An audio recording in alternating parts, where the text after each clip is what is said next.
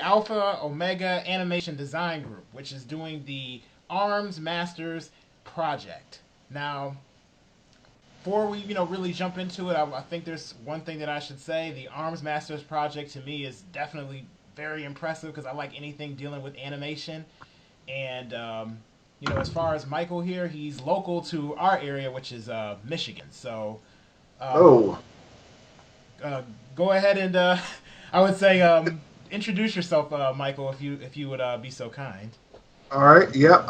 My name is Mike Winn. I am local to the Metro Detroit area, and the Arms Masters project is a animation, 2D action fantasy animation that I've been working on for a few years now.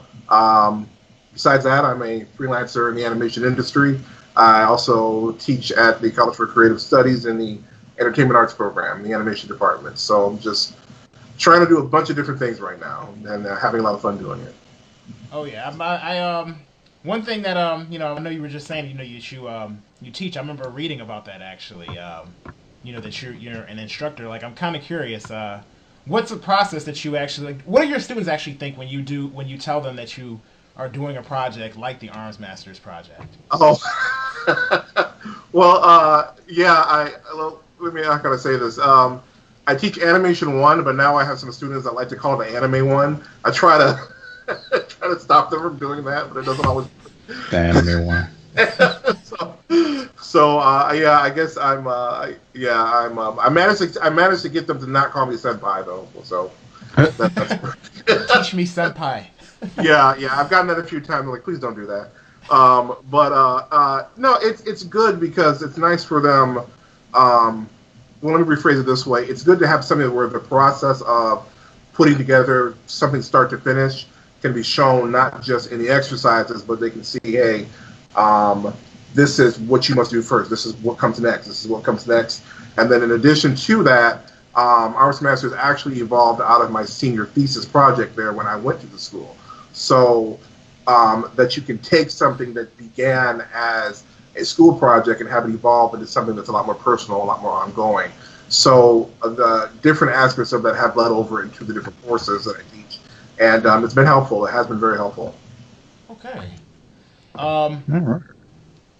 I have to say though, like what actually or actually before we even get into what is, because I was going to actually ask you what inspired you about it, but I think Yeah. for the people out there, maybe some people out there that might actually be unfamiliar with the project. So would you mind I realize. actually explain, or I guess breaking down like the story and explaining the characters and maybe Well, what got you? yeah, first go ahead and just tell everybody what the project is, and then we'll go ahead and get into the summary of your story. Yeah. Okay. Well, yeah. That's the $1 million question, huh? Um, I guess I'll try to tie it all in together this way. It began as just a homage to all the shonen action fantasy stuff. I mean, my era was Thundercats, for example, and then Dragon Ball Z came along. Okay. I'm a '90s kid, so for me, going back to college and having an opportunity to do something action orientated was I always wanted to do that. What happened with it was I did have a little story that I wanted to tell with it, and then an opportunity came to show it to some industry people with my portfolio, and people began to ask questions about it. So it developed from just, hey, I want to have some fun, I want to do some fighting, to more than that. It became a story almost kind of after the fact, so to speak. So I began to develop it more formally after I was out of school. So in school, it was just my senior project to explore doing action animation and to explore merging American storytelling, American design with Japanese aesthetics. I was exploring that. Out of school, people were like, hey, it could be more than that. And I began to get more interested and more inspired regarding it. So that's kind of the genesis of where it came from. And as far as what it's about, it's a setting where we're using the ideas of magic coexisting along with technology. But in addition to that, the presence of magic has created kind of this warrior elite in the societies that exist in the world. So when you take a magician in the Arts Masters setting, you take let's say a magician, and then you train them with the martial arts and military arts, so to speak, you get an individual that's known as an Arts Master. They're kind of a top tier adventurers or top tier Yeah, I explorers. remember.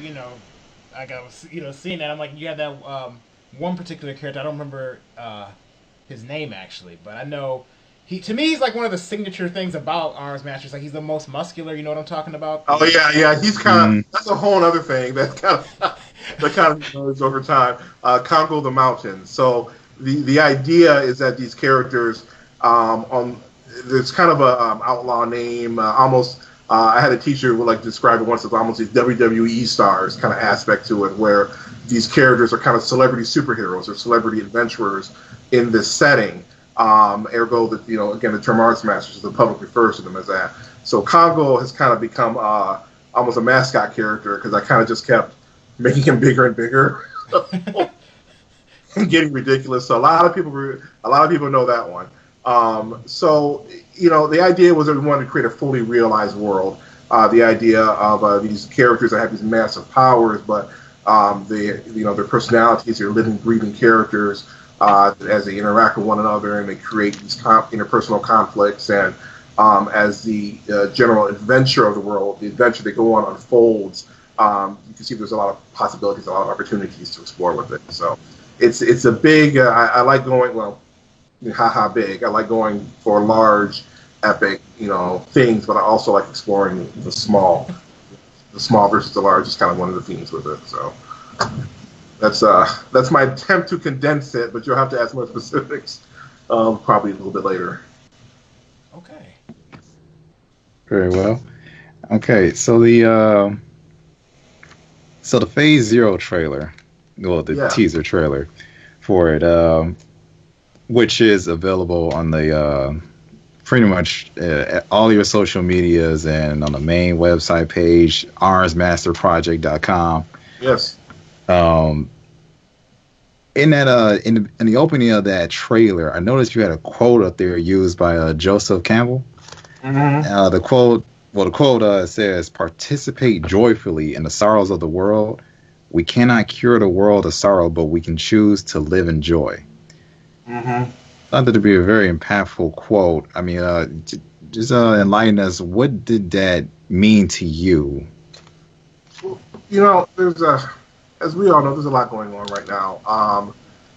With Arms Masters and just my outlook on life in general, I believe that it's not simply a matter of like putting your head in the sand, so to speak, against the troubles that are going on, but words have power.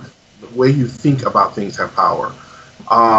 This is a word-driven world. This is a world where you can make yourself sick just by insisting that you are sick, where you can make yourself, you can ruin things for yourself just by deciding to wallow in depression or to look at what's going on around you and allow those things to drag you down or to destroy you or to impede your ability. And so when I found that quote, the idea of choosing to live in joy or choosing to, despite the fact that the world is full of sorrow, to nevertheless to embrace what the positivity, what is good out there, what is good about you, and what you can do to change things, even in your own small capacity, but to do so with joy, to embrace that, know that even if you only impact one person, that's still one soul that you maybe have had a positive impact on. And to do so in a way that continues to encourage yourself and to drive yourself forward in the process. So in Arms Masters, that's one of the things I kind of wanted to explore, in that these characters that have a lot of trouble, that they are a dysfunctional family, they fight amongst each other, they have the villains they have to deal with, but their drive forward to even on a small level make a change, to choose to change the world is one of the quotes that's on the one of the posters. Is something that I wanted to try to ingest in it. So I hope that makes some sense. At least. Oh no, it makes sense. So. And I mean, in a sense, yeah, that's a very inspirational one, especially with the times that we are in. Mm-hmm. You are, I mean, I don't disagree with you at all with the fact that a lot of us will choose to wallow in the sorrow of the world just because it just makes it that easy, and it's in a sense kind of a popular thing that people will just go with just because they feel there's just no other way. it is true. We see so much. Let's just use Facebook as an example. I mean, how the things that are constantly shared. It's one thing to be aware. You must always be aware of what's going on. That is true. You know, be cognizant of your surroundings. Know what's happening out there. But people share this negativity, and they share it just to share it. They share it just to push, whether they're looking for an extreme reaction from other people, or they're just looking for something to shout about and scream about. But what are you actually doing in order to try to make life better for yourself and for others, besides just sharing and pushing this information out there? Be informed, but then take it beyond that. No, everybody doesn't have to march. Everybody doesn't have to, start a nonprofit. It's not necessarily about that. But even at your own personal level, how can we be better people? So, I don't know. That's my social justice warrior moment for the day, I guess. Oh man. So tell me, is this something that as a writer, a creator yourself, is this something that further pushes you? When did you develop this? What this quote embodies? When did you develop this type of mindset? Is this something that continues to drive you for the story? Has it been there since the beginning, beforehand? I think it's, in a sense, been there all along. Because remember, the actual development of the ARMSmasters story didn't really begin to take place until later, just due to the way the origins of it are kind of weird. It's kind of backwards how it came out of the school project. That was, in a sense, just to have some fun. But for me, who I am, I'm a believer. I'm a churchgoer. I believe that, amen. So, I believe that, God said, I know the thoughts that I think towards you, thoughts of, peace and not of evil, to give you an expected end. He wants us to, again, be cognizant of what's going on, but know that you can succeed, know that you can do all things. And so I grew up, I've had my troubles. I'm not perfect. I've got things we're dealing with people right now, but, it's, at the end of the day, you're either going to make a choice to do go one way or go the other way.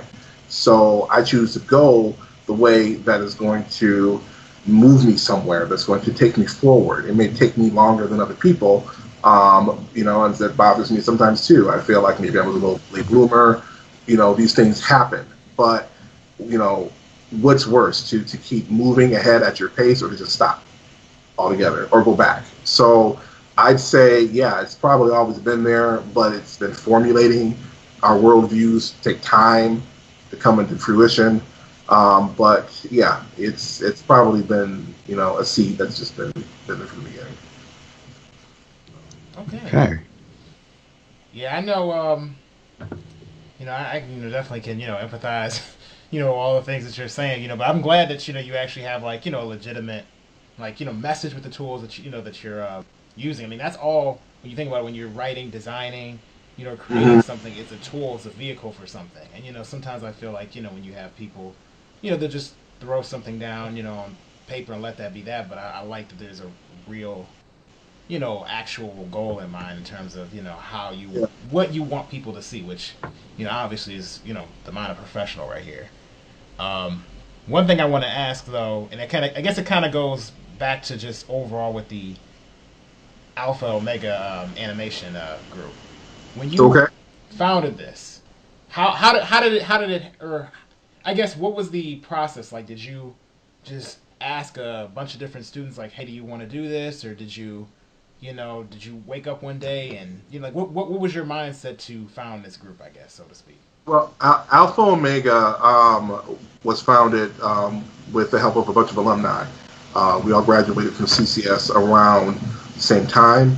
And the idea, so this preceded even, again, working on ARMSmasters. So the idea was that we wanted to kind of help each other out. We wanted to push each other to find work, to refer work to one another, and to also kind of come together as a team on, whatever projects were brought in.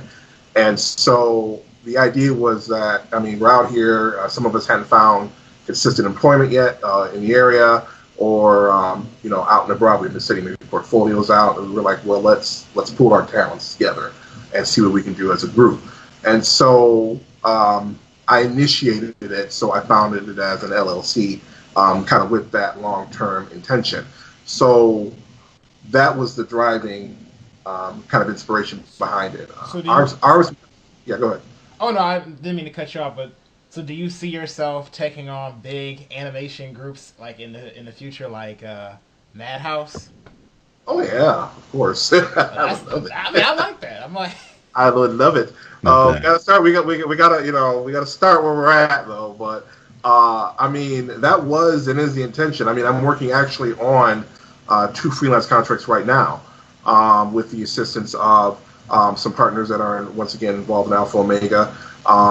We'd like to look at it now at this point as kind of production partnership because there are a lot of smaller studios, studio groups, and by small I mean groups, families of 2, families of 5, that exist in the area, and we refer work back and forth between one another. So I'm working on a local, I can't give the details, obviously. NDA, but commercial spot for a larger company right now, and I'm getting help from again different assistants. An indie game project that again has some local artists working on it in addition to people out of state, and so yeah, I don't know if you guys are familiar with Powerhouse Animation in Texas, but becoming a Midwest version of that would be awesome. I'm actually not. I probably should be familiar with them, to be honest. But Look them up. Look them up after this. Yeah, it's oh yeah, I'm writing it down right now. Powerhouse. yeah, Powerhouse Animation. You probably just need a refresh. You've probably seen the work. Probably seen the stuff. Yeah, I Yeah, know. probably have. Yeah. So, what has been your biggest, like, if you had to pick a particular story? I know you said you were influenced, by like different anime, manga, or not manga, but obviously not manga, but like anime and that sort of thing. But what did you have a particular like story or anything like that that maybe you referenced, from occasion, maybe if you, were while you were in school, maybe something that kind of kept you going. Um. You know, no, probably. I'm probably a little weird like that. I've got a whole bucket full, so to speak, of things that I really love, Mm-hmm. and it's really hard for me to say, hey, this is my thing. This is my favorite. I can go down a list of um, things that inspired me. I'm a Final Fantasy fan. I love those games. You already captured this dude's heart right there. There you go. I'd say, like, there's 2 sides of it. Like, specifically with ARMSmaster, let's start there. Specifically with that, I was definitely influenced and loved the Guilty Gear stuff. The Guilty Gear, is it Blaze Blue or Blaze Blue? I can never get however they say that. All the ArcSys works like that kind of vibe, that kind of that factor, that kind of quirkiness. But with ArtsMasters, I also wanted to let's say something we're doing with Avatar, The Last Airbender at the time. So the idea of utilizing the things that we love about, let's say, the anime manga scene, but also tempering it enough so that people who maybe don't get it completely can still get what you're doing, so that you are not going so over the top, so you can dial it back a little bit. So with Arts Masters, I kind of tried to find that kind of balance. So anything that felt like that, that's what I was looking at. So Film and Alchemist, that's another one that I think is Oh yeah, I love Brotherhood. yeah, Brotherhood, especially Brotherhood. Oh yeah. And if I were to go back even further, man, I can see now you got me going. Outlaw Star, that's an old favorite of mine right there. Outlaw Star. Oh yeah, I love Outlaw Star. Yeah, That's on the Toonami days. Yeah, that's exactly. There you go. So things like that. Again, Street Fighter series, all that kind of stuff. King of Fighters. I can just keep going. Go ahead. No, I actually have a question about Riot. What inspired you to create Riot? Especially since he, was the main character. Riot emerged originally kind of as a I just wanted an action hero, right? So again, it didn't come from any. He didn't come from any special place, so to speak. It was kind of like, you know what? I like Ichigo. I want an Ichigo. So that's kind of again, back in school, I wasn't thinking ahead, and I love swords. I like lightsabers, like sword fighters. I want to do with sword. I want to be cool. And then as he began to develop, I began to think about, well, what don't I like about characters like that? How can we build a character that's going to be charismatic and interesting and intriguing to audiences while still retaining a sense of familiarity with them? We wanted him to feel familiar, so you can look at him and know, okay, this guy's a lead character, but gravitate towards him due to his sense of displacement. He feels out of place. He feels that he's a misfit. He kind of doesn't feel like he fits in. Yet there's a calling that's on him, and he has to adapt. He's got to learn and grow and become enlightened over time. So Riot's worldview is actually kind of informed when we first meet him. He's closer to a Han Solo than a Luke Skywalker. A lot of JRPGs and shonen manga characters are characters that kind of are more blank slates and they develop. But Riot, I wanted him to be developed, but show the shift from one worldview to another. Be more than just like one or two dimensional. You wanted him to have multiple facets. Yeah, I wanted him to, he's experienced some things already. He's been through some junk. And so the course of the story is the evolution of his character, again, from one way of seeing the world to another way of seeing the world based upon what's required of him and what he gets involved in. So, and at the same time, still keep him familiar. Still keep him a character that it doesn't take a lot to kind of grasp the surface of what's the core idea behind them. Okay. Now, before I guess we keep going further, actually, I wanted to ask you if you would be willing to maybe show us, some of your work that maybe you're working on right now, or Yeah. I may have to switch off here for a second, or at least switch screens, but I know we can try the screen share thing, but let me give me a second. I think that's something that everybody would love to see. To be honest with you, because I know I like seeing a lot of I was just watching through all of the different animation reels that you had. I saw this one with the a dragon actually, where it was walking and you see it shaking everything Huh? That's an old one right there. Yeah. Yeah, I know. It went back to, what was it, 08? Yeah. That's maybe even before. That was an Animation 3 project. I was in school when I did that one. That's a bit of a mess. It's like, oh my. But yeah, give me a second. I'll pull some things up for you guys. Give me one. I definitely have to say you're talented. Looking at your work. I really appreciate it. Let me see. Yeah, I know. Whenever I meet somebody in the area, like I said, that is going at it, I'm like, I don't know. I guess it gives me a special feeling. Like we were talking about earlier with what was it? Mark and Andre and meeting Arvell Jones. I met him once. So I don't know him, but I met him. Once, and whenever I meet these people, it's like I got to keep driving. It motivates me. It puts a fire in me. So even meeting you, it just keeps that fire burning. I appreciate that, man. It's there's a small but pretty amazing community locally for what we're trying to do. And I think I mentioned to you, like, being more aware of who's doing what, more collaboration, more learning from one another. There's really no reason why it can't be bigger than it is. When I was working, or rather shortly after I graduated, the economy, that's when the economy took a big tank, because I finished CCS in 08.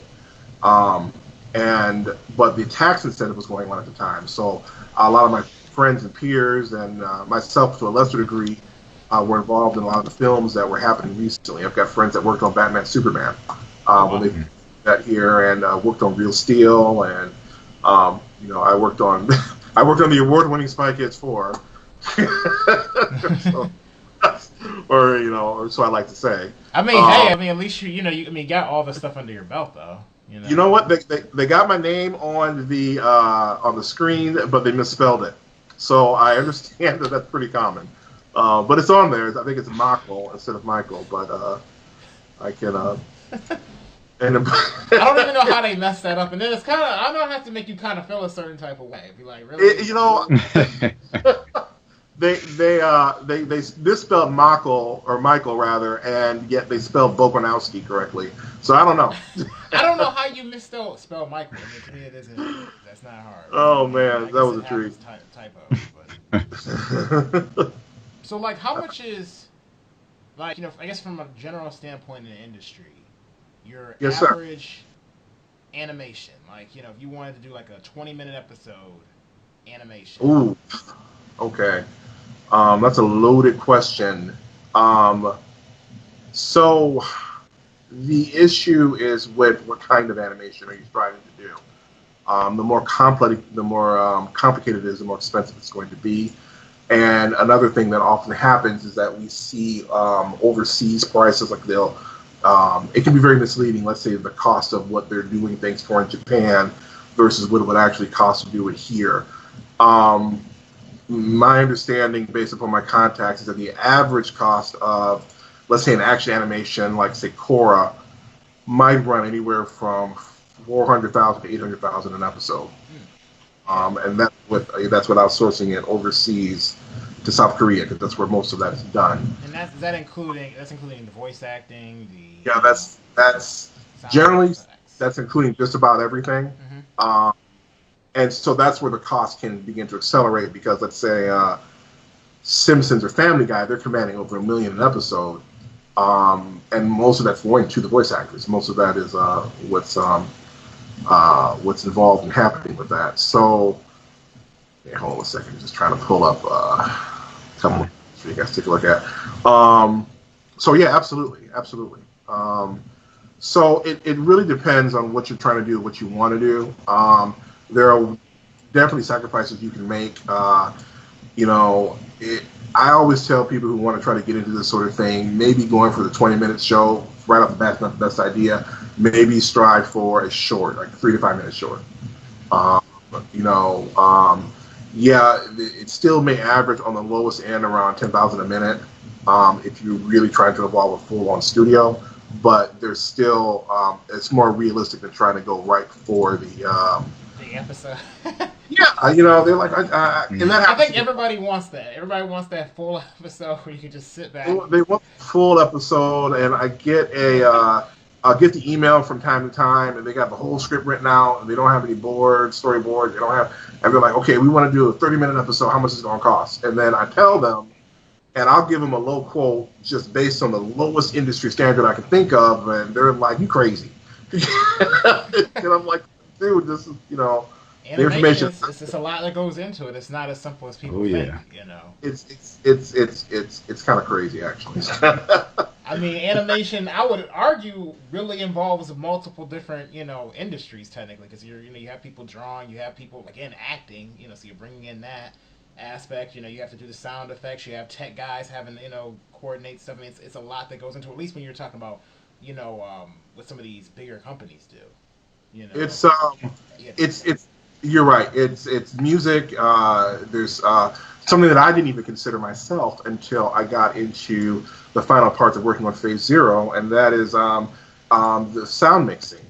My friend Jacob, who was helping with the music, brought that to my attention, made me aware of that it's not just a matter of slapping on the music to what you're doing or just throwing in sound effects. You've got to mix that.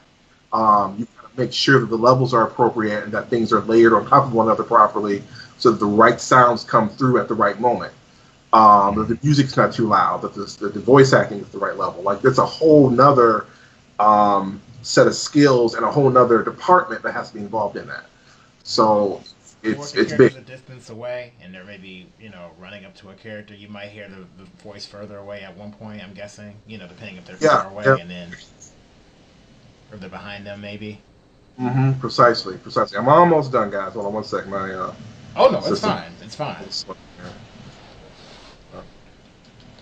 Kind of call up some of the more recent stuff. But no, you are absolutely correct. They've got to because that's all part of the immersion. If you don't have that happening, the audience is taken out of what you're doing. How are you immersing them into what's happening? It's like, well, wait a minute, he's right up close. Why does it sound like a speeder echoing, or vice versa?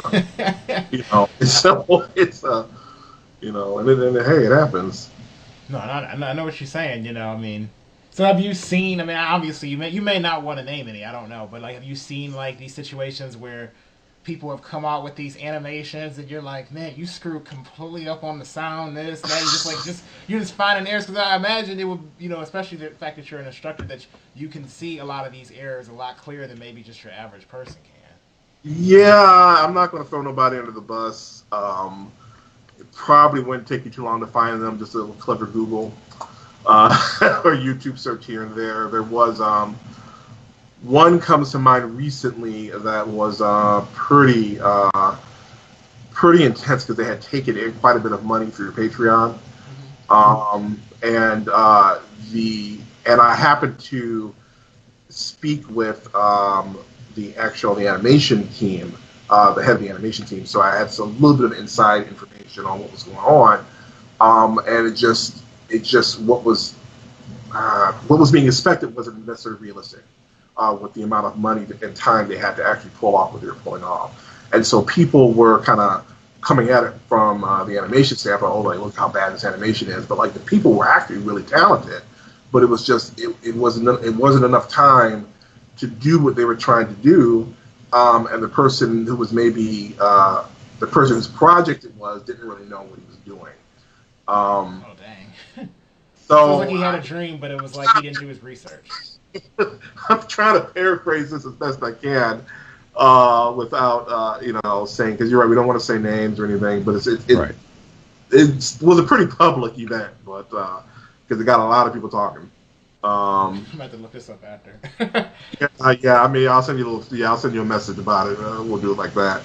Mm-hmm. But yeah, I see it happen from time to time. Let me go into this post. I'll give Grimace one last image here. I definitely see it. And student work is student work. They're learning. Final projects aren't always the best. Things sometimes go wrong. But it is what it is. Things sometimes go wrong, and I feel for them because you're right. There's so much work that goes into doing the sucker. It's too much. And then you come up with something that sucks, and you're like, oh well, crap! I spent 50 hours of my life trying to do this. Right.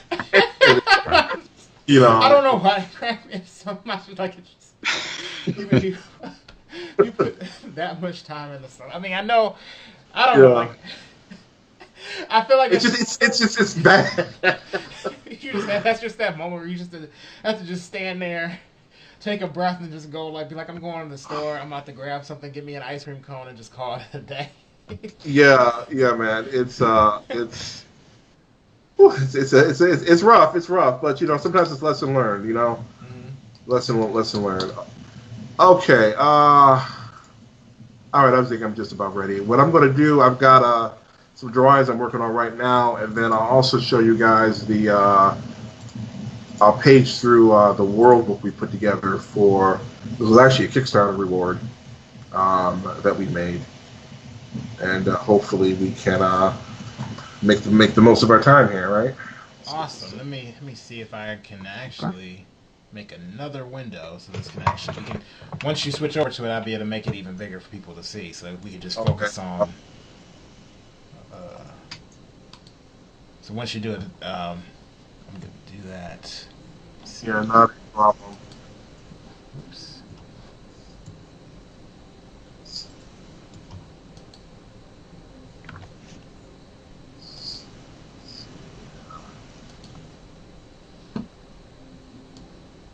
You want to take 5 minutes for the transition? Yeah, maybe that may be the best, guys. I don't mind. Oh, sure. Yeah, we can do that. Okay. One moment.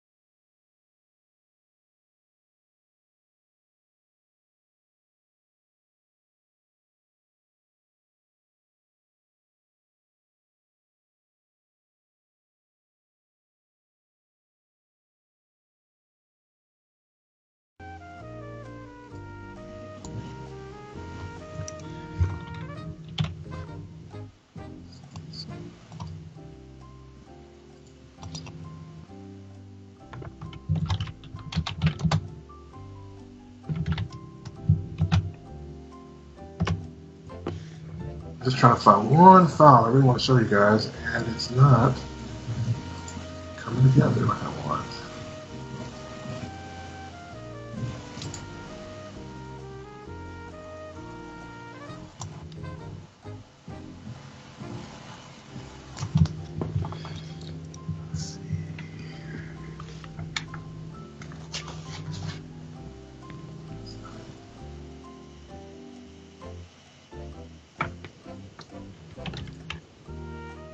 Yeah, that was interesting. that was an interesting contest right there. You know what? We were like number one for a long time, and then number two, and then this one. See what it was? It was vote based, and this one came out of the blue. And I mean, it just started killing everything, and we just we have no I don't know how or why or what happened, but I'm glad we did as good as we did. Yeah, that wasn't. I don't think I'd do that again. I don't think I would do that again. But that's. Yeah. I mean, it was just kind of funny how it all turned out. It was just kind of like dude, where are these votes coming from for these people?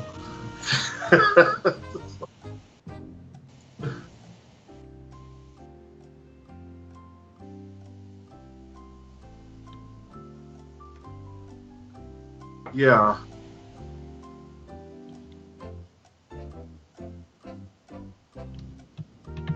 Yeah. I hear you. I hear you. Okay, you know what? I can't find exactly what I'm looking for, so we're going to just go with what I got up right now. And feel free to ask me anything you would like to know about the industry, and I will do my very best to to make it entertaining. Understood.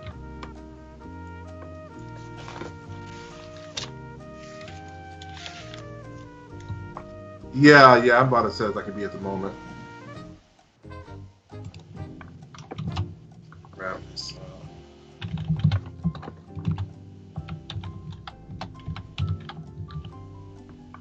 these layers over here.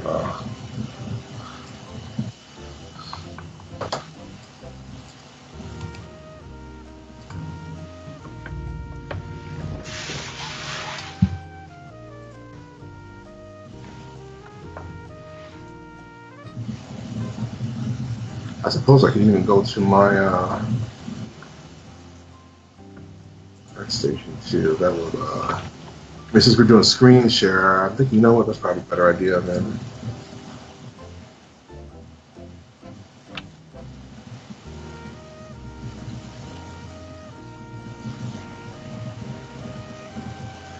Why not just think of that in the first place?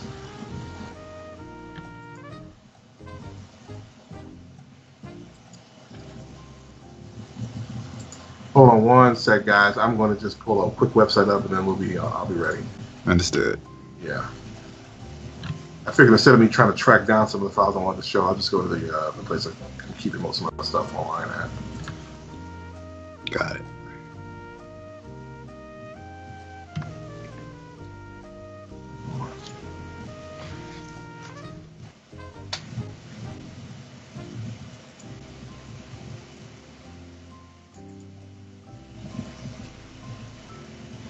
I have quick handy access to everything.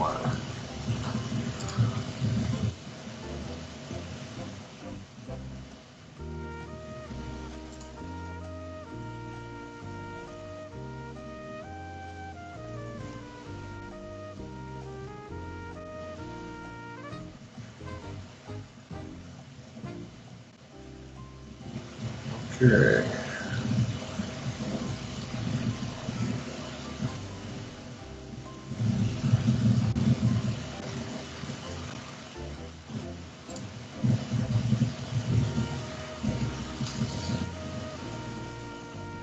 Okay, I think basically ready whenever you guys are. Very well.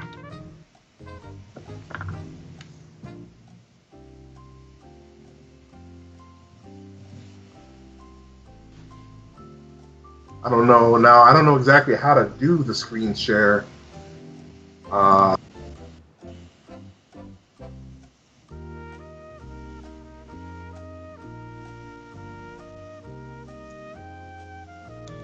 I mean, do you just want him to go ahead and share his screen on the Skype send, and since his window is already in the main window over there? Yeah. I don't. I've never. I'm Yeah, not he's familiar saying he with Skype. never shared on Skype. So you want to? Do you see the plus icon on your side, on your end? Let's see right here. Yeah, I see it. Click that. Yep, and it should show the option to share your screen. Oh, look at that. Share screens. Yep. And then just start it when you're ready. All right. How's that?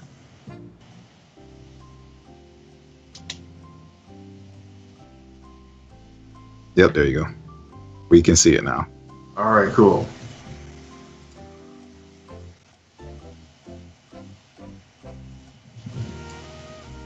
Just hope it. This old rig. I guess old jacked up computer I'm using doesn't betray me. Yeah, this came up. Well, what year is that computer? I've had this sucker since 2012. 2012. You know what? It's fine. It's just I need to get more RAM on it. I don't have enough RAM.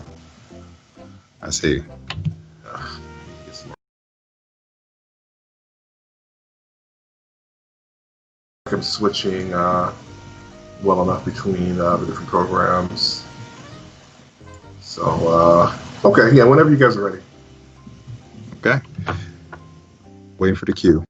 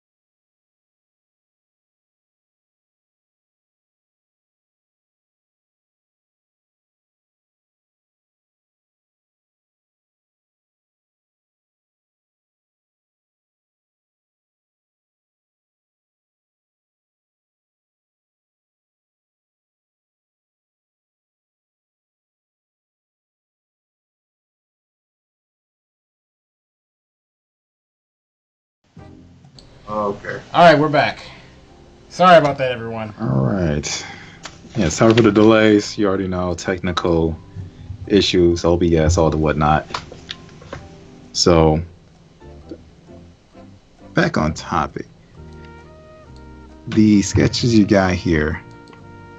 So I'm assuming you guys can see this right here. Yep, I'm seeing the layers now. So, this looks pretty nice. Yeah, I'm like, I swear You see this the- OBS program's giving me so much trouble. But go ahead, sorry. I just want to make sure you guys are seeing the animation at the moment, or. Yep, I'm looking at the animation flow right now. All right. Okay. Excellent. Okay. So, these are some shots. I'm working on a update follow up to Phase 0. I guess for ARMSmasters, where it's at right now is it is being looked at.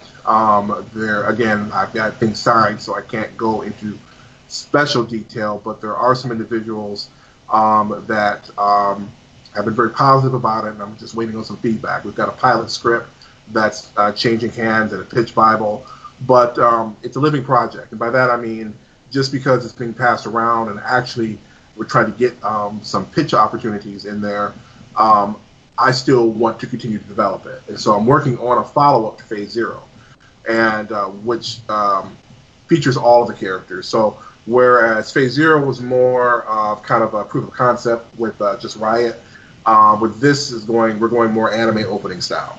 We're just going for it. We're doing AMV. We're going anime opening, and trying to get as many characters in as possible. So some of these that I'm going to show you are tests that were done just featuring it. So this is a test featuring Tyr. I'll play it full speed, where he'll be kind of blocking some attacks. This program is called TV Paint. It's a pretty great digital program for doing traditional animation frame by frame. But I actually started this What's shot the program called again? TV Paint. TV Paint.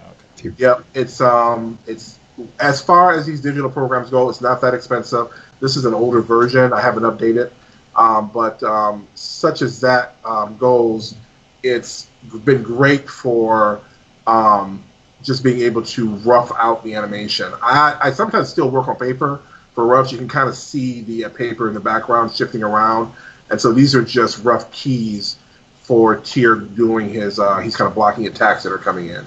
Tyr's my big mechanical engineer character that's part of the main character cast. I tend to animate really rough. Yeah, he's got the giant hammer. I'll show some drawings of him shortly. I tend to animate really rough. I kind of am a little envious of people that can go in and just be super solid up front, but I need to gesture it out. I've got to find the shapes and find the energy before I'm ready to start tightening it up. And really, I actually encourage students to start rough, like look for the basic shapes and the basic masses, because in the beginning, it's about getting that movement right. It's not about how pretty the drawings are. It's about, are the arcs working? Is the timing working? Is the flow working? Oh, so, yes.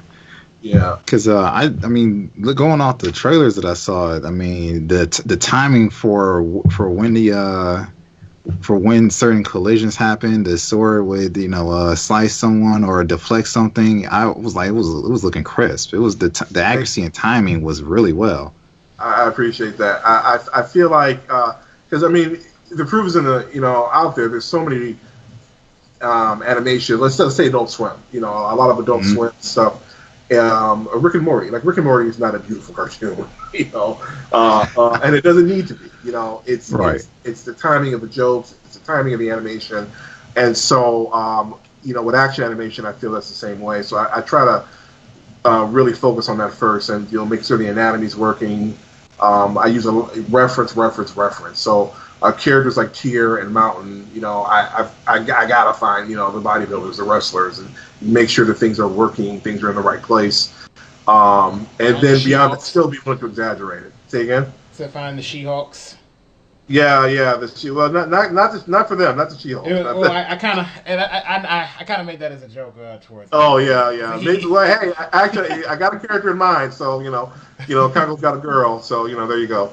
So there's a whole race subplot to that. But anyway, so this is just a work in progress. But This is the one that I'm kind of working on right now. The idea is that he comes out of an attack, out of a debris of like explosions that's happening, and he emerges from it. This is Riot to make an attack. So I'm actually still trying to find the timing for this one that works for me. So it's not exactly where I want it yet.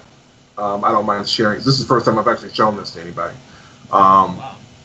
I don't mind sharing it though for that reason, just to show what a work in progress for me looks like. Just again trying to find the shapes and form, and just trying to figure it out. It's timing is a lot like breathing. It's fast and slow action. It's a roller coaster. It's going from it's putting your fast and slow actions back to back, or trying to find when is that moment of anticipation the most important. And by anticipation, like, you don't want to give away the punchline too quickly. So for this shot, this needs more anticipation up here. So I need to actually slow it down around this part if I want to make the impact of him coming down feel stronger. So what I'm intending to do is to play around with this spin up here, slow him up, and then bring him down for the final part of the shot. To kind of build that momentum. Because right now it's too consistent, and maybe you guys can see that as I've gone through it. It's too steady, and it's not giving us a chance to really appreciate that mid-air movement enough. So that's kind of how I like to think about animation when I'm going about it. Like where are those moments going to be? Let me see. Yeah, so that's kind of a work in progress with that. This one I've posted in the past. This is the test of Congo coming in for a swing. So this is the raw. I'm just, like, man, I'm like he's putting the Hawk to shame right now. I wanted to push.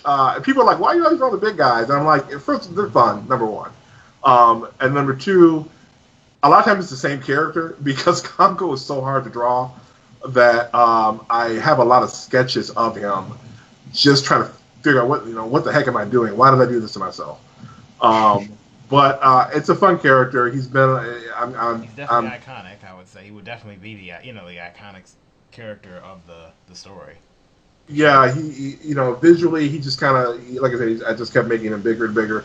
I wanted the ARMSmasters cast to be varied in shape and size. Like I said, I like the size of and by size I mean like the number of different characters in cast, like Fullmetal Alchemist or let's even to some extent Bleach. But when you look at, say, Street Fighter, you've got a lot of characters that all have very distinct shapes. And I think a lot of action animation these days, they're veering kind of a lot towards the same types of characters over and over and over again. Mm-hmm. And I kind of wanted to harken back to that Street Fighter, again, that Guilty Gear Street Fighter feel, where you've got Zangief, you've got Blanka, you've got Sagat, and they're in the same cast. So I have several big characters. I've got Tyr, I've got Congo, I've got my Beastman, I'll show you guys, and then I've got Congo's rival, Gaius. And so I've got 4, but they're all very distinct in terms of what they do. Same with like the Avengers. You got Hulk, you got Thor on the Avengers, 2 sizable characters, but they're very different in how they go about what they do. So yeah, that was this guy. So TV Paint lets you work in layers. So I've got color flats, shadows. We can turn the shadows off. We can just go back down to flats, turn the line art off. So it's a good program. It's a good program if you want to get into learning doing digital animation. Interesting. Yeah, and there are free programs. There are free softwares out there. A little stretch. His nipples just kind of grew by time size for some reason there. Let's see. So when you went to CCS, was that literally your first time even taking crack at animation? Yeah. That was CCS was my second time back in school. Like I'm sure you guys caught on when I said earlier that I'm a that's right. So I was actually going into illustration, and my advisor said, I think your characters would look cool in motion. Then we had a course that's no longer there, but it used to be called Animation Survey. And what it was, you would try 8 weeks of 3D, 8 weeks, or rather 7 weeks of 3D, 7 weeks of 2D. And the 3D was okay. I did okay at it, but when I went into the 2D section, I just fell in love with it. Little did I know, a few years later, Disney would cancel all their 2D, but that's a different story. That's another. But I just, I kept with it. But back then, everything definitely was paper. Now at the school, TV Paint, Toon Boom, Harmony, a lot of other programs. No, I don't know. Harmony, Toon Boom, Adobe Animate, which used to be called Flash, a free program called Krita. There's the opportunity for digital animation has just exploded, but I definitely encourage people to take a stab at paper. Don't ignore paper just because we have these digital tools. If you discipline yourself on paper, your digital abilities will be that much stronger. No, I agree. You agree because I will. Hold on. I get a lot cracked down on me because I still, you do traditional art, and I haven't really fully upgraded to tablet usage and everything. It will be convenient once I do, but I think there's a lot that's lost when if you start off going digital and never really touched on traditional that much, as opposed to just hands-on learning it hands-on and progressing into digital for convenience sake. Yeah. This is especially true. I mean, in animation, invariably, I've seen that for those who stuck it out on paper versus those who jumped right to digital, the paper stuff tends to look better. It shows the gesture is stronger, the roughs are stronger. Digital has its advantages, but I try to encourage them, don't run to it. Take your time, suffer, power through it. Yeah, it lets you get the cleanup and color faster, but if your groundwork isn't strong, your finished product is going to be lacking. Mm-hmm. And don't let them come at you too hard about that. I mean, how many? Let's just go traditional. Let's look overseas. How much is still being done on paper in Japan? Most of the 2D shows out there, quiet as it's kept, are still being done on paper. That's how they're doing it in Japan. It's involved in the process somehow. It might be cleanup. Like I think One Punch Man was digital. Space Dandy was digital. Those were animated in digital roughs, but they did cleanup traditionally. Right. Yeah. So it's definitely still part of the process. Let me see what else. What about Gundam? Like I don't know if you. I feel like every Gundam show I've ever looked at, and the animation was fantastic, and I've seen different animation styles or whatnot. But I know it's done by Sunrise. Do you know offhand what they did they do? I'm afraid not. Yeah, I can attest to One Punch Man and Space Dandy because I've been told as much, and I've seen the product with Gundam. But I wouldn't be surprised. Let's see. I'll just switch here. This is a 70-page book, so I'm not going to go through all of it. We put together for the Kickstarter, but it does have a lot of my art as well as the collaborative art from my friends. The nice thing about ARMSmasters is I know the interview has been with me, but it really wouldn't be where it is without the generosity and the assistance of my peers who have helped to push it where it is. Like this background is not me. This background was done, rough design by another designer, another illustrator, and another friend of mine came in and colored it. And that's how animation projects go. It's a team effort. That's what's going to give you the best possible results, to pull in the multitude of talent. The characters, the poster design, this is me. But definitely collaborative work. This was here's my mouse. Let's see. This was, if my mouse will let me move it down. There we go. So yeah, this was something that I have put together for cons, and that also went out to the Kickstarter people. And a lot of this is also kind of a pitch book style layout. We're explaining the story. We talk about the setting. These are screen captures, and we're just trying to sell the setting and talk about what's going on here. And then, showcase some artwork.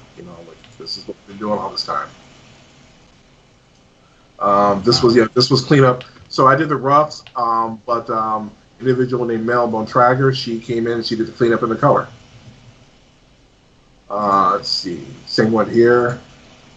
This is actually all Mel's work right here. So you can kind of see, it's nice seeing different takes on the characters from my friends as well. So it's been a long time coming. And then character bios. Nice. Just wanted to go get full Street Fighter. I didn't do waist bust or whatever or blood type, but. Any transformations? Or you can't spoil that. Yeah. I don't mind spoiling because another part about this is that ARMSmasters is a work in progress, and this is how the industry works. We could get this sucker pitched, somebody may buy into it, and we may have to go in there and shred that pilot and completely reconstruct it. That's just the nature of the beast. This sucker keeps coming up. Get out of here. Yeah, transformations definitely. For Riot. Some of the characters for Riot, yeah, that's the plan. Oh yeah. Not designed though, not designed yet, but it's in the spirit of the story that it will happen. Okay. We got to get our Bankai Saiyan 7 god, right? like a hollow form, Ichigo went into his hollow form. It's funny. You want to do the transformation, but it's kind of like it's the whole nothing new under the sun, right? Like how many transformations are out there? And at the end of the day, I said, you know what? I want to do one because they're fun. Yeah, I mean that's one thing I've always said. It's like it might be one of the biggest cliches on the planet, but I mean, who doesn't love transformations? I mean, heck, who doesn't love it? Yeah. Just do it, and that's kind of been kind of the whole mantra with ARMSmasters is that it's tropey. There are tropey aspects to it, but you know what? Tropes can be fun. It's in the storytelling. That makes the difference. If tropes weren't fun, then people would be over them completely. I think it's just all about the execution. A lot of times that matters. Yeah. It is very much so about the execution. So this is Oslin, female lead character. So again, a large cast. Working on kind of redesigning her a little bit. She's a little too poised right now. We want a younger character with a little bit more awkwardness to her. But it's this is kind of showing again the evolution of the character. She started much older, and we're trying to veer a little younger for some of the characters. Okay. I like that design. That's a nice design. Right there. Wait, which one? Where here or? No, back. Right here, yeah. Right here? Yeah, that's a nice design. I really like that Yeah. design. I kind of thought about revisiting that. I think the designs got a little more streamlined. This was a little bit more quirky, but it's different. So it may not be for her, maybe for a different character. That's another thing. I try not to ever throw designs out.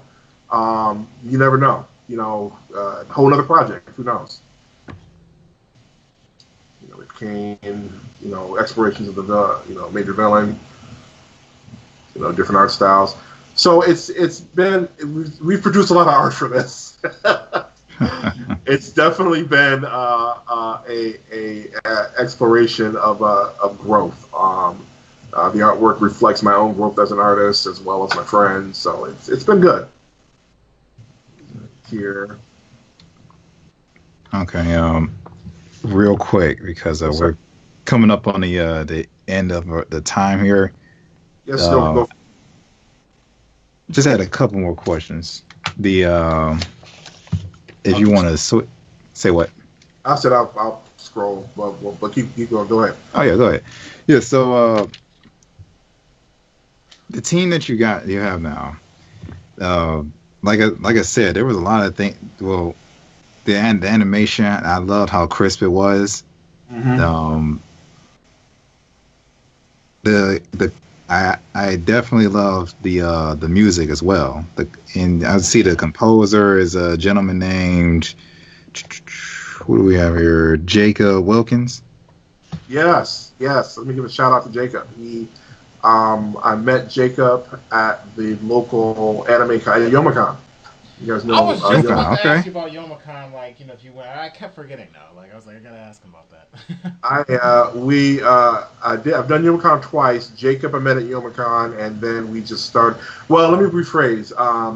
He picked up my information at Yomicon and then reached out to me afterwards with interest. And the funny thing is, we had different people we talked to about ARMSmasters. But Jacob, I mean, Jacob's the one who got it. We hit it off, and he nailed it.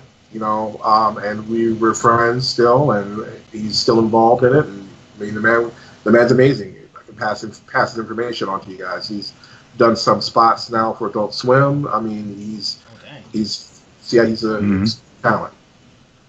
Yeah, it was a lot of things about this. It was just. Here, by the way, too. Was it Colette? Yeah. Mm-hmm. Oh yeah. Colette. Yeah. Like those clothes. Thank you. Sweet. I'm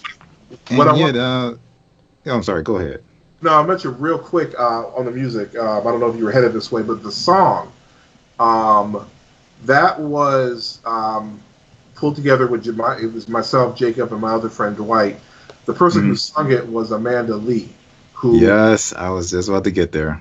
Yeah. Okay. So I actually am a little bit of a fan. So okay. So that was interesting. Amanda. 2 people reached out to me. Amanda Lee and she voices Noelle Vermillion on Blaze Blue. She voiced Homaru, and man, it's I don't know. Anyway, she's big. Some two really amazing musicians, singers, voiceover people contacted me. Amanda was one of them. The other one, his name is gone from my head for the moment. But when I reached back out to them when we were actually ready to go, Amanda responded. The other one did not. And Amanda was one that we wanted to really work with as well. So we hit it off. We talked. She was a very pleasant, very amazing to work with. It was the price we paid for it. It was a very reasonable price, and she killed it. It's like, oh, we got an anime song now. So that was a great experience. Yeah, most of the songs that I've listened to from her, I mean, I've yet to be displeased with them. So when I found out it was her working on the music in your video, yeah, I was like, no wonder those vocals were so on point. But even outside of the vocals, I was just like the composition that backed it up. So that's why I ended up looking up Jacob Wilkins here, and I was just like, wow, everything was just really put together. I was like, you got a really good thing going right now. I've had favor, and I will not lie. I've got they got because these people who have come to me and that I've been able to connect with, it's been very unique. I know that I have something that's unique and unusual in that sense, and I don't take it that lightly. I don't ever want to be one of those guys who's, we warn against them. Come work for me and I'll pay you later. It hasn't been like that. It's been volunteer. It's been them seeing what we were doing and them adding to it, in their own capacity as much as it's been allowed. And when we do cross that threshold, they will be with me. And reap the benefits of doing so. So it's been an amazing journey. It's been an amazing journey. Yeah. So it's been there he is again.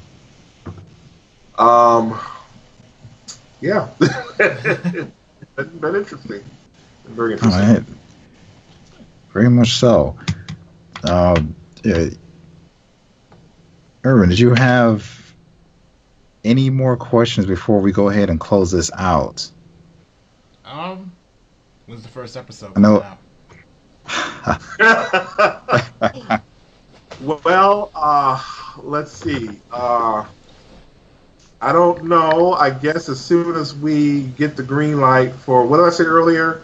About between 400 to 800,000 for well done action animation out of the States. If we get that times 12 for 12 episodes, then I can give you. But I can say that at the very least, the next short, I'm intending on making that a summer project to try to barrel through that with as much help as we can. So my intention is by this fall, that's not going to be as long as Phase Zero. So by this fall, to have something to show, even if it's a trailer for that or a quick teaser. Yeah. Okay, and I guess I also want to know like who's the actual like who's the starting antagonist of the show? Okay, the starting antagonist, let's scrolling back up, is this guy. Yeah, this guy, Kane. Okay, yeah, I remember seeing him S- in the Phase Zero trailer. yeah, did we miss a page area? So I'm actually working on, I actually need to switch over to, I didn't show you guys this. This was, yeah, here's, yeah, for the last couple of things, this is kind of a model sheet. Finally finished this. This was a chore and a half to get through getting this guy done. And so one of the things we're doing right now is updating all the model sheets. So here's this guy, work in progress that I'm working on right now. So this is the older brother of the female lead. So the basic plot point we have right now, the catalyst for what pushes the story along, at least, is that his and his sisters, their nation, there's a war that took place, let's say 10 years prior to the start of the story, and in that war, their mother and father, their whole nation was destroyed. One of the concepts is that the arms themselves, the weapons that the characters use, they're based on old world technology relevant to the setting, and they're essentially living weapons of mass destruction. They can go, for back better words, nuclear. They're extremely powerful versions of them, and one of these ended up obliterating an entire country, and that's what led to the people in the war going, okay, we got to stop doing this, or we're going to kind of, go too far. So this guy's bitter. This guy is bitter. He's outraged. He feels a certain way about the world, about the way things are being run, and he makes certain allies, certain allegiances, and he comes up with a plan of action to basically start a coup d'état, to a military coup d'état, to ultimately with the ultimate goal of placing him in charge. He's kind of got a messiah complex going on, thanks to a different character that has not yet been revealed yet.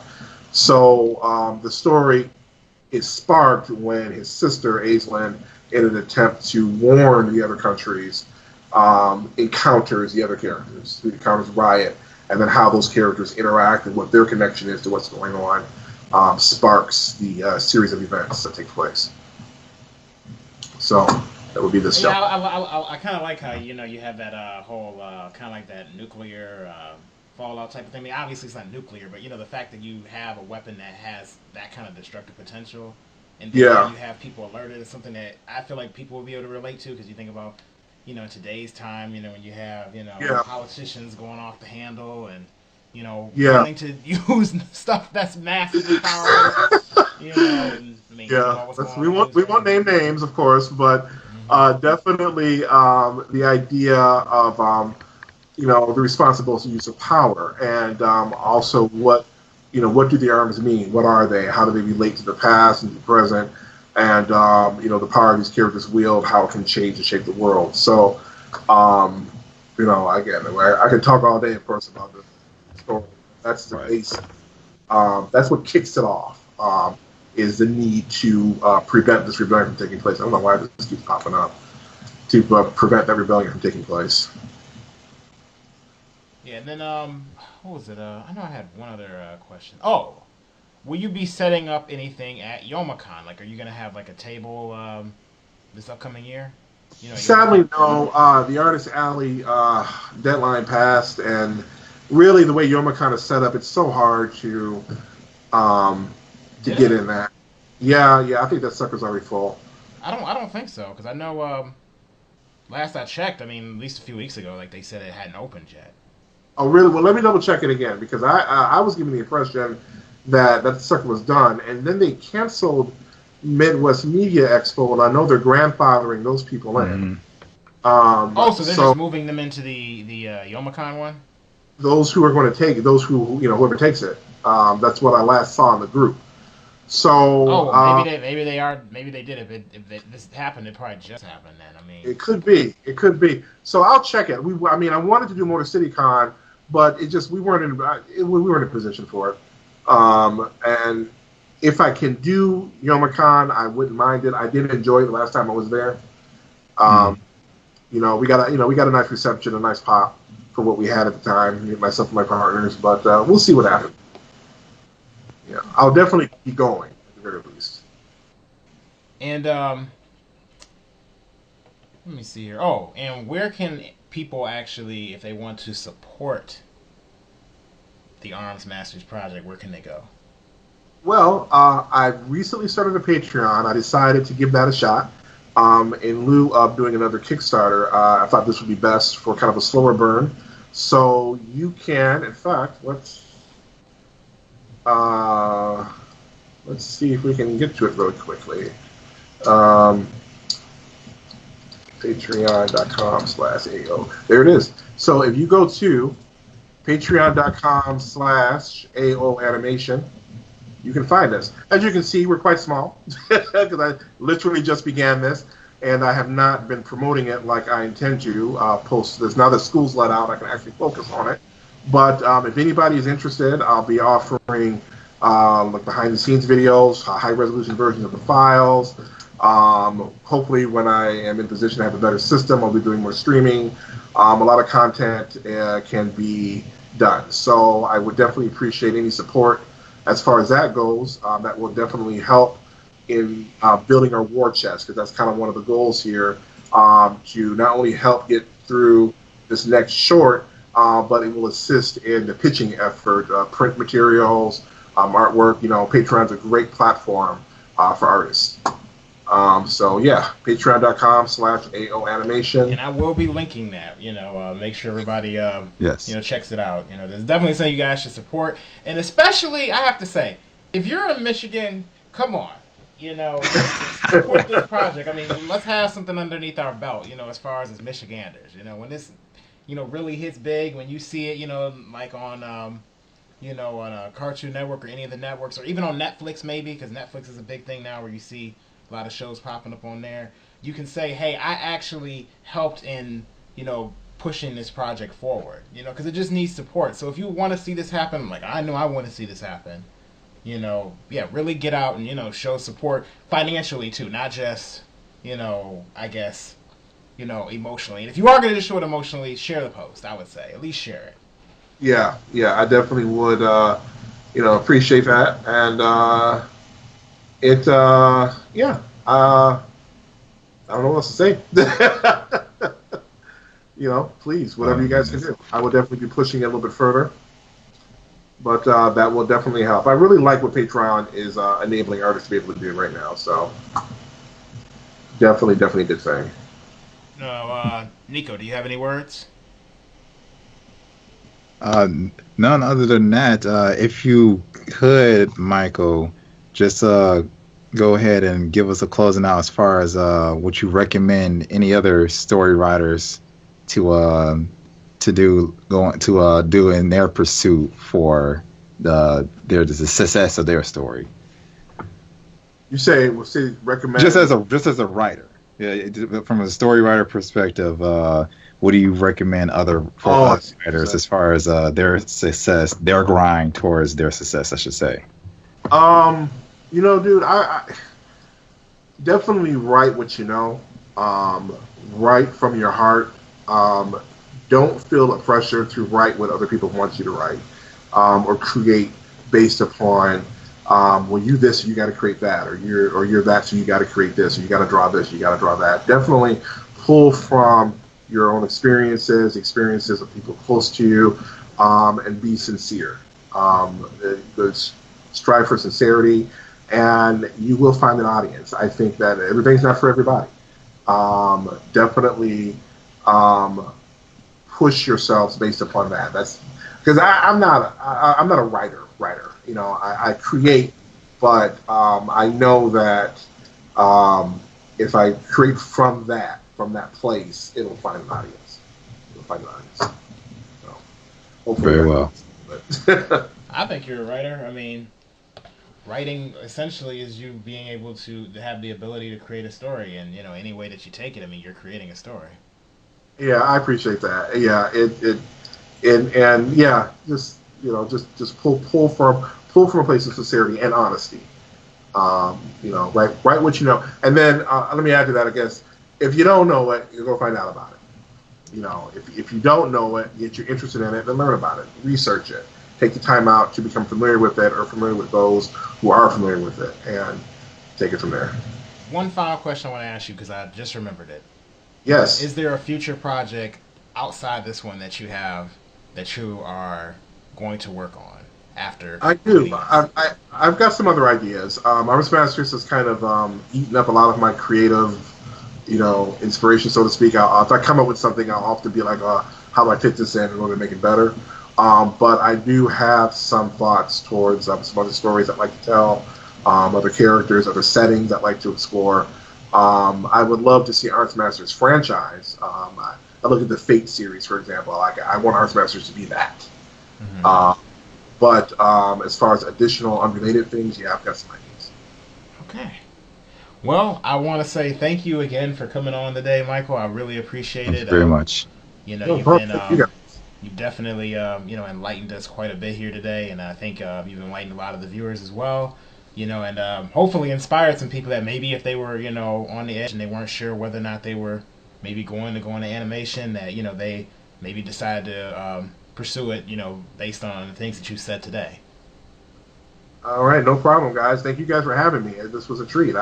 I love doing this, and as you can see, we can run off at the mouth forever about this. There's so much to talk about this field, this genre.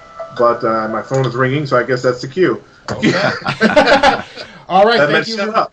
Thank you, everybody, and we will catch you in maybe not next week. I'm thinking the week after. We'll see you guys the week after. With yet another interview. Of another Shining Spotlight episode. So thank you again, and make sure you guys share this video around, like it, and thank you again for watching. See ya. All right. Catch you all later. See you guys.